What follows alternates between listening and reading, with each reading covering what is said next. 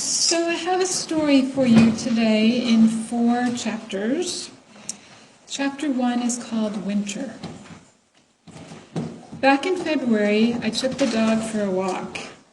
For those of you who know our dog Rio, this was before he tore a ligament and got put on restrictions. It was the warmest part of the day, but no one would have called it warm. The wind had a distinct chill. I was well bundled up for a long walk. When I turned for the home stretch after about a mile and a half, it was into the sun. Immediately, I felt much more comfortable. I unzipped my coat, took off my gloves. I enjoyed the feel of the sun on my face. Kind of hard to remember those days of February while we're in June, but the ancient Egyptians worshipped the sun god Ra. They were onto something. Besides bringing warmth on a cold day, the sun gives us food and fuel. Its position and travels, year after year, are a key part of how this planet supports life, including us. Working at NASA, the topic of sending humans to Mars comes up regularly. That week was no exception. As I walked, I reflected on a common question. Would you go to Mars? I added another reason to my cons column, which my personal cons column is pretty long. The intensity of the sun at Mars is only about 43% of what it is at Earth. Being on Mars would never be better than a dreary day on Earth. When you add to that the lack of many other things we take for granted here on Earth, air, water, plants, animals, reflecting on Mars is a good way to appreciate even more fully the interdependent web of all existence of which we are a part. Chapter 2. Relatives. One thing you may want to know about me. I grew up in a family where even saying shut up was considered bad language and not to be tolerated. Even today, I have trouble saying those words. I almost never do, never mind anything stronger than that. But when I was quite small, we moved to Europe, and I learned to speak fluent French. I learned it by being immersed in a local classroom while my mother took French as a second language classes for adults.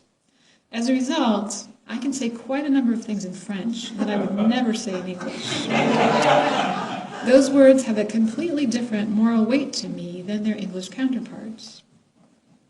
So when I heard an interview on the radio the other day with a botanist, Robin Wall Kimmerer, who is also a member of the Potawatomi Nation, and from whom I took the reading you just heard, one thing she said really resonated with me. In the Potawatomi language, pronouns are either animate or inanimate. They use animate pronouns when talking about all living things, including animals, plants, and even rocks and water. Inanimate pronouns are mostly reserved for man-made things, like a table or a spoon. Hearing her speak, I could totally feel how this shift in language leads to a completely different view of the world. As a NASA scientist, I couldn't help but test this idea by thinking about other planets again. So I wonder, would one use animate or inanimate pronouns to talk about Mars? If there's no life at all on that planet, then does it deserve only inanimate pronouns? Even if active geologic processes are occurring and water may be flowing somewhere. Could one use the same animate pronouns for Mars that one uses on Earth if there were life there? Is Mars part of the interdependent web, or a separate web? And what about far distant planets around other stars that we're discovering at an increasing rate? For help with these questions, let's consider some physics. As I understand it, physicists theorize that we are in a 4 or more dimensional space-time in which all time already exists. This would certainly suggest that the whole universe is part of the interdependent web. So Mars is in. There's one answer. But unfortunately, that idea raises far more questions for me. For one, I have a lot of trouble with the idea that the future already exists, which leads to all sorts of questions about free will and whether we really have any choice about what we do. Returning to Dr. Kimmerer, I wonder whether this may be just a problem of language. Every human language I know, which isn't that many, contains the concept of time as something that is a past, present, and future. What may be needed here is a language with a different way of thinking about time. I wonder whether such a thing exists somewhere around the cultures of the earth, or whether all humans experience and think about time in a similar way. But that's a challenge for another day, and maybe one of you would like to dig into that and tell us about it. Already, I know that there is a human language out there that views the world as animate or inanimate, with the animate portion broadly defined to include things like water, air, and even rock, all things on which life depends. This shift calls me to see myself as one strand in an interdependent web. My own actions are minuscule, but they are connected to everyone and everything else. And if many of us pull in the same direction, we can certainly change the web. Dr. Kimmerer suggests that we might add a new word to the English language to serve the role of an animate pronoun and bring this concept into our understanding. She proposes qui. For those who know French or Spanish, this is a familiar word already. It's also an alternate pronunciation of the Chinese qi for life force. The plural of this word would be kin. For me, this is a powerful word choice. It immediately expands my thinking, like the use of the word neighbor does in Christianity, but it takes that several steps beyond, to species beyond our own, and even encompassing natural processes. Chapter 3, Laws.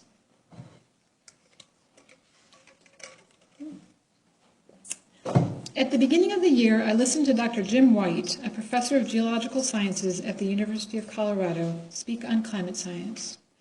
During his talk, he introduced the idea of laws of the first and second kind. Laws of the second kind are physical laws, which apply universally and cannot be broken. One doesn't need a God to reveal these laws through a Moses. We can figure these out for ourselves. For example, how many parents in the room remember that frustration of that stage when babies and toddlers experiment with the law of gravity? Who has not struggled to overcome the law of inertia when trying to rearrange furniture? Has anyone ever experienced heat flowing from a cold object to a warmer one? Science is the natural extension of such daily experiences as we develop more and better ways to understand various aspects of physical laws. Laws of the first kind are moral laws. Thou shalt not kill, thou shalt not steal. You've heard them. These laws reveal themselves through interactions with other people. They matter in community. It is telling that a version of the Golden Rule exists in every religion. On the other hand, the astronaut stranded on Mars in the movie The Martian did not have to worry about these.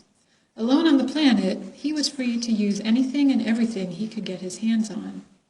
For those who have seen the movie or read the book, where else could you get away with appropriating a NASA spacecraft? Not here.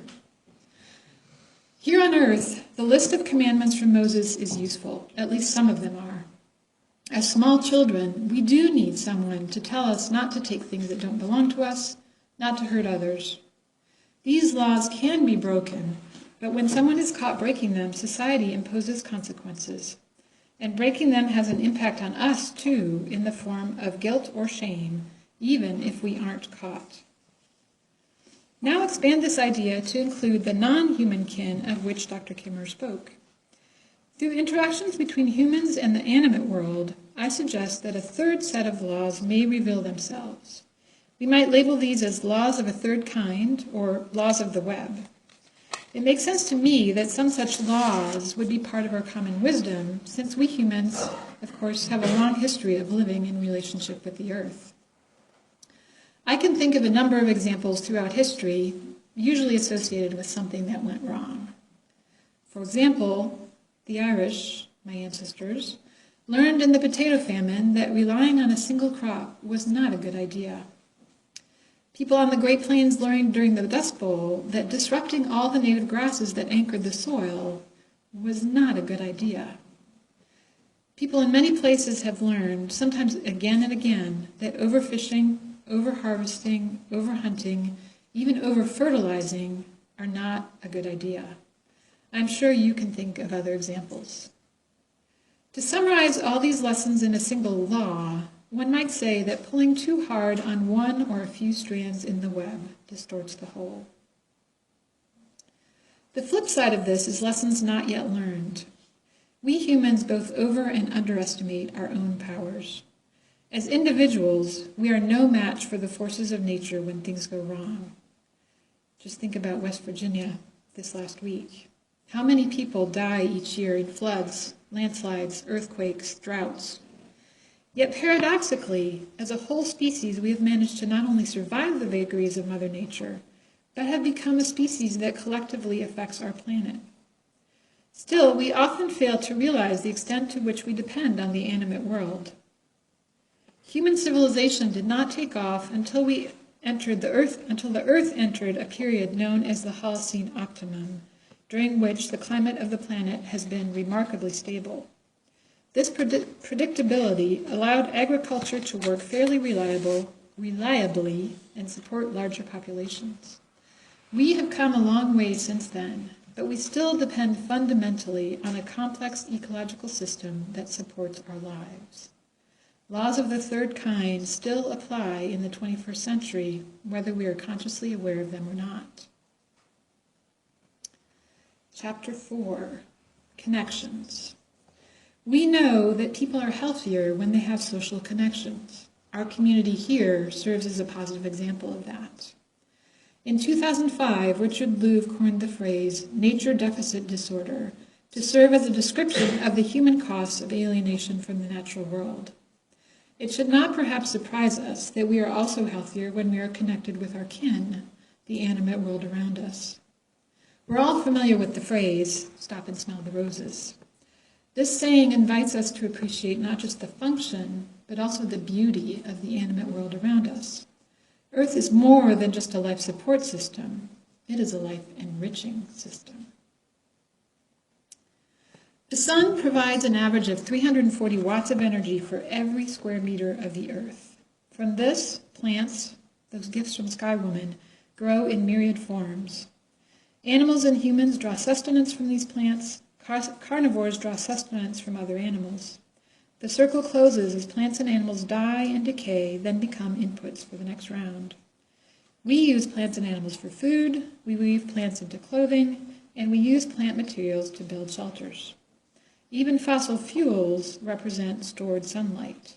They are the remains of ancient plant life. The sun also powers the wind. It lifts prodigious quantities of water to fall as rain and flow as rivers. It drives massive ocean currents. It is the animating force of our planet.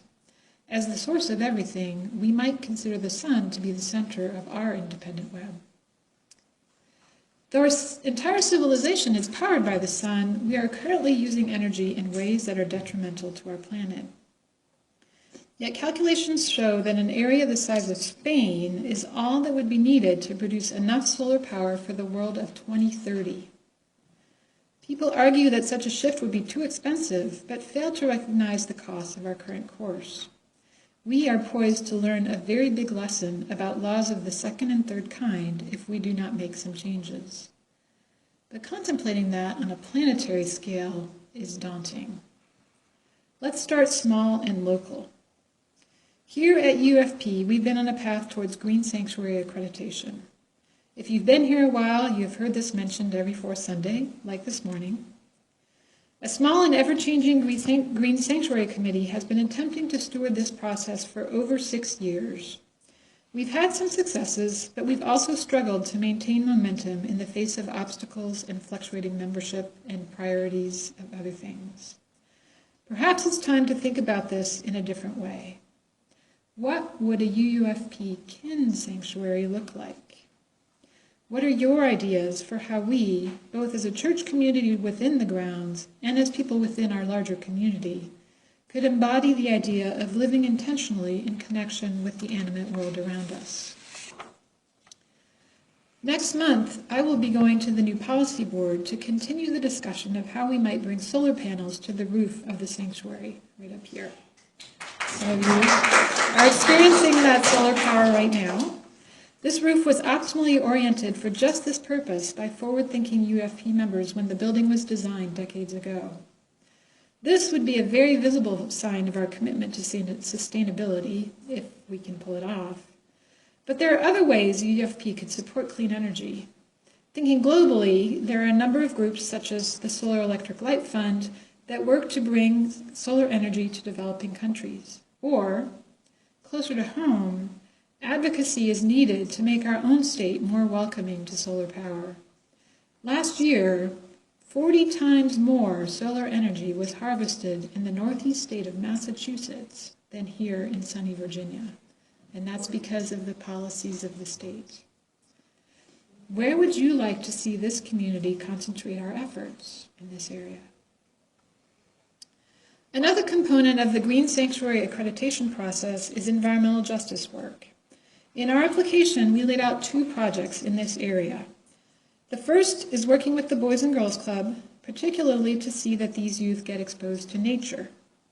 The other was to reach decision makers with a liberal religious point of view on green issues. I would say that neither project have we yet hit a home run. Meanwhile, as the 6 years have passed, the criteria for accreditation have evolved in this area. The bar is now higher. Environmental justice is a key aspect. If we want to complete the accreditation process, new ideas and new energy will be needed. What ideas do you have? What moves you to action? Is it a local problem, such as Riverview Park or air quality in Southeast Newport News? Is it a regional problem, such as the health of the Chesapeake Bay? Or is it a global problem, such as the disparate impacts of climate change on populations in developing nations? The other 2 components of Green Sanctuary are worship and celebration and religious education. Between our UFP Earth Rising community, Andrew's commitment to regular Earth Day and related services, and Joanne and Catherine's leadership of the children's and adult programs, we have already institutionalized this component to a large extent. However, there's always room for improvement. Do you have a topic you could lead for adult or youth RE? Do you have a suggestion for a sermon? Or even better, are you willing to give a sermon? Could we plan a joint celebration or education series with other churches in the area? As you leave today, my lovely assistant, I invite you to add your strand to the UFP web with your ideas for how you personally can act, as well as your thoughts of how we as a community are best suited to make a positive impact towards sustainable living, environmental justice, and better acknowledging the importance of our non-human kin. I didn't explain this well enough in first service, so I'm going to explain it better. So I have markers, and I have stickies, and I need all of you to put your line on the web, because we are a community. We need to know which area each of you is most interested in resonating in. You don't have to put your name, you don't have to put anything identifying, but just what is your interest, which direction would you like to pull our web. And then if you are interested in focusing on the local area, then make a small web. If you're interested in global issues, then make your line long. So I invite you to do that after the service. For now, to get energized for this work, we're going to try hymn number 1074, Turn the World Around.